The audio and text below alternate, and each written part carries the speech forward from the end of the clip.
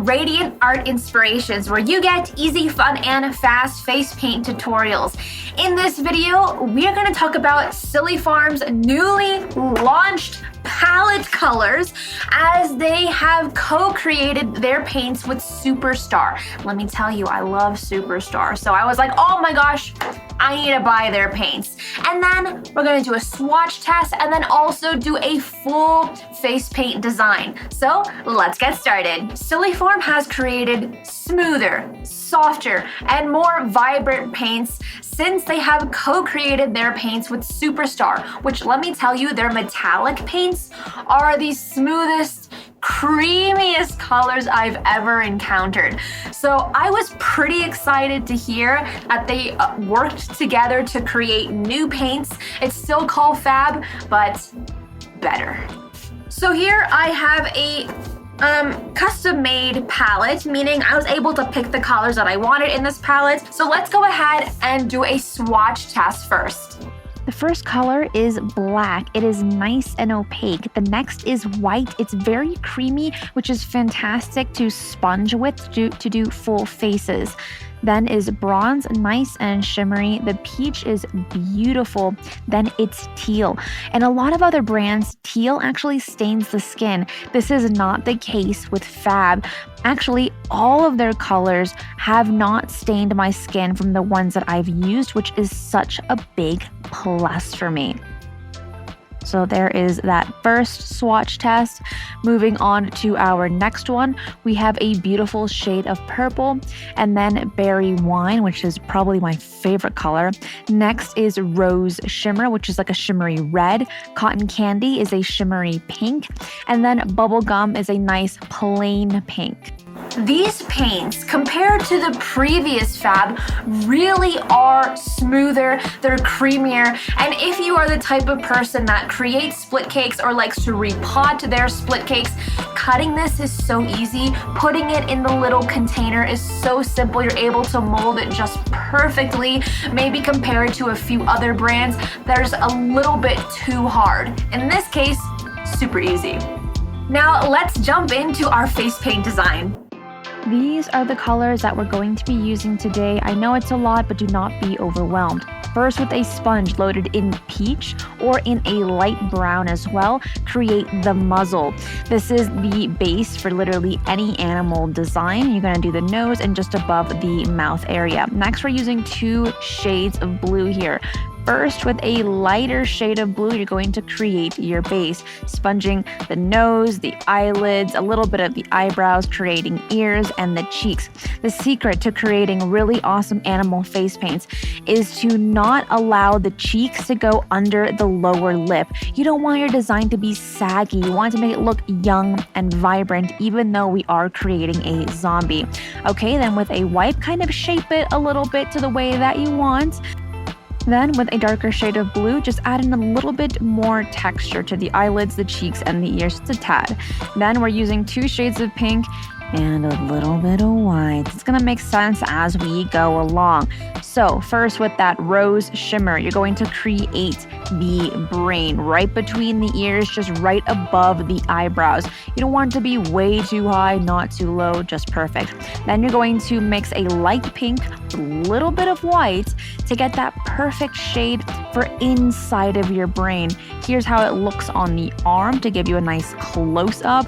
And as you can tell, you're not getting a very vibrant white, you're getting this nice mix, which is truly perfect for the brain. If you don't want to do that, you can also just add a light pink shimmer and that will also do the trick.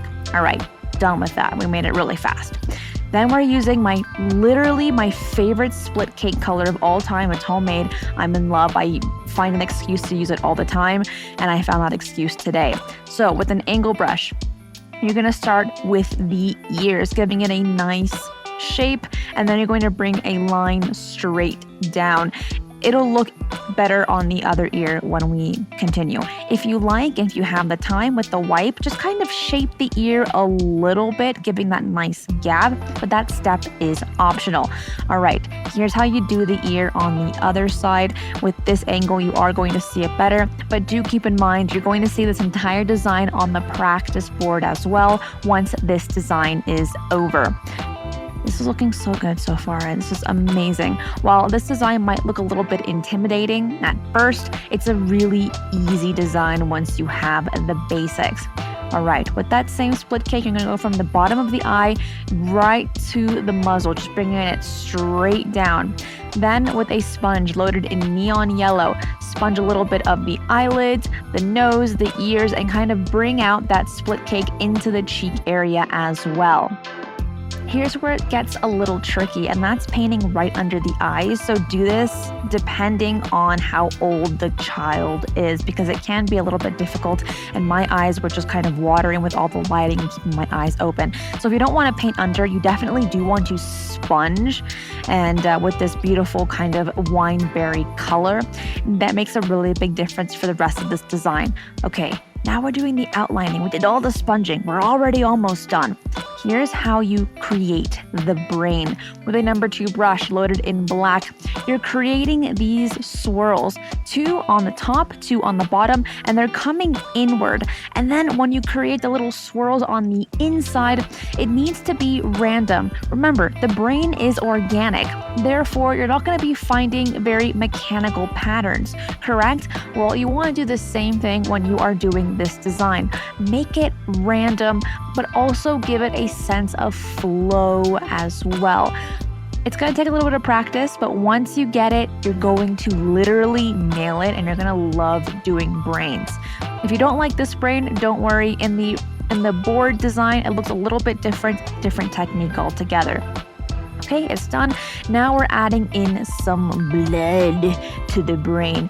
Give a nice red base to your brain, and then you're going to do just regular teardrops. Make sure that your brush is just a tad bit drippy, meaning it just needs a little bit more water than usual to get those beautiful drips. If you need practice on how to do perfect teardrops, I do have a tutorial on YouTube, and the card is up here. All right, you saw the blood. We're doing it in fast forward now because you don't need to see it several times, right? But if you want, you can definitely slow down this video to catch it in a more crispy detail for you.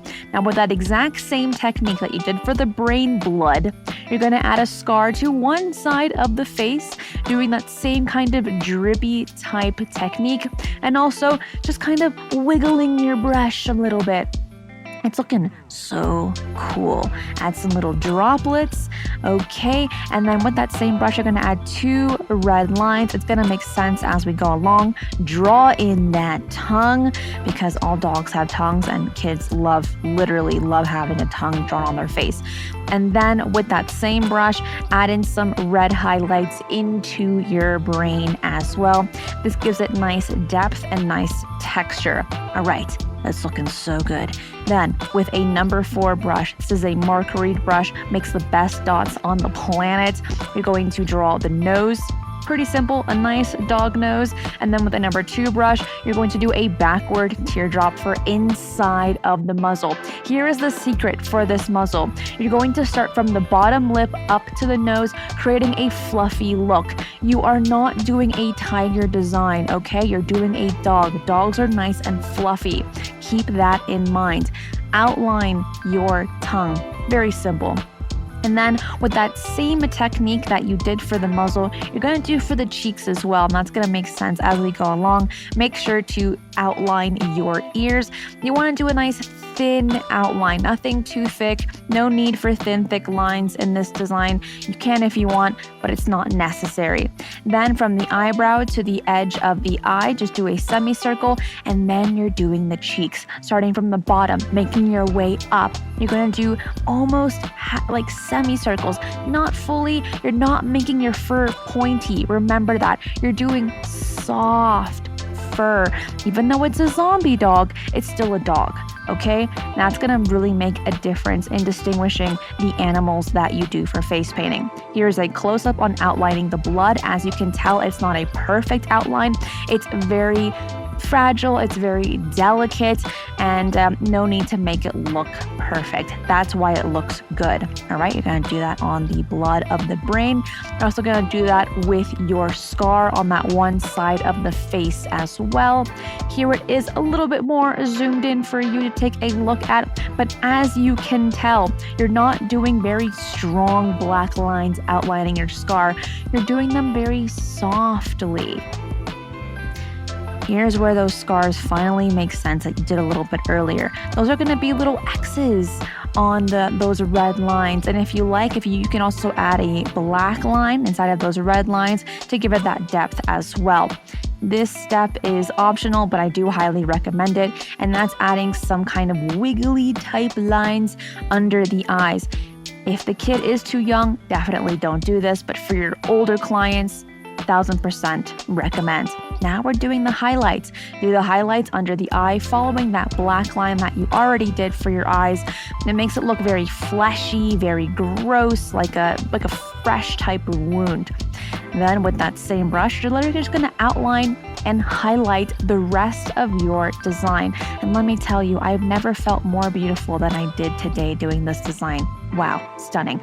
All right, so you're outlining and you're highlighting your brain, the blood, the cheeks, the muzzle, the tongue, the nose, literally everything, you're highlighting it. Highlights are so important. It adds so much to your design, and it only takes maybe 30 seconds. If you like, you can also add some neon yellow dots. Once again, Mark Reed does make the best dots that I have found so far.